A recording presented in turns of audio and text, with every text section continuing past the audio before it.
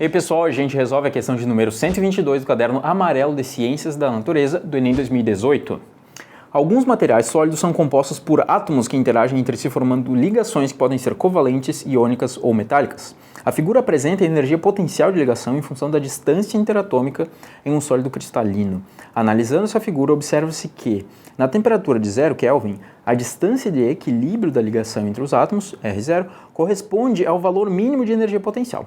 Acima dessa temperatura, a energia térmica fornecida aos átomos aumenta sua energia cinética e faz com que eles oscilem em torno de uma posição de equilíbrio média, que é diferente para cada temperatura. A distância de ligação pode variar sobre toda a extensão das linhas horizontais, identificadas com o valor de temperatura entre T1 e T4, enquanto as temperaturas vão crescendo.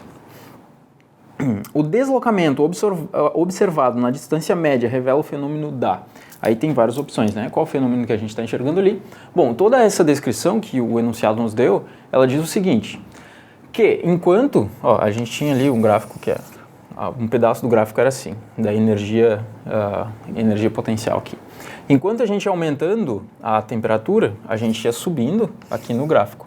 E o que essas linhas correspondem? Essas linhas correspondem toda a amplitude de oscilação dessas partículas que compõem o sistema. Então, essas partículas, elas vão... tem a partícula aqui e a partícula lá. Elas ficam o tempo inteiro se agitando assim. Se eu aumentar a temperatura desse sistema aqui, essas partículas, elas vão ter uma oscilação maior, Então, a amplitude entre elas aqui, a distância entre elas vai aumentar. Então, se eu der cada vez mais energia para essas partículas, elas vão ter uma oscilação cada vez maior, elas vão passar mais tempo distantes entre si e a distância vai ser maior. Então, a distância média era aqueles pontinhos cheios, Então, a distância média entre as partículas, ela vai aumentando com a temperatura. Logo, aquele material, ele tende a ficar o quê? Ele tende a ficar maior, Isso já dá uma ideia do que a gente está conversando aqui. Bom, mas para deixar bem claro, qual que é o fenômeno físico que a gente conhece que produz uma variação nas características geométricas de um objeto por conta da variação na temperatura? Bom, a dilatação térmica.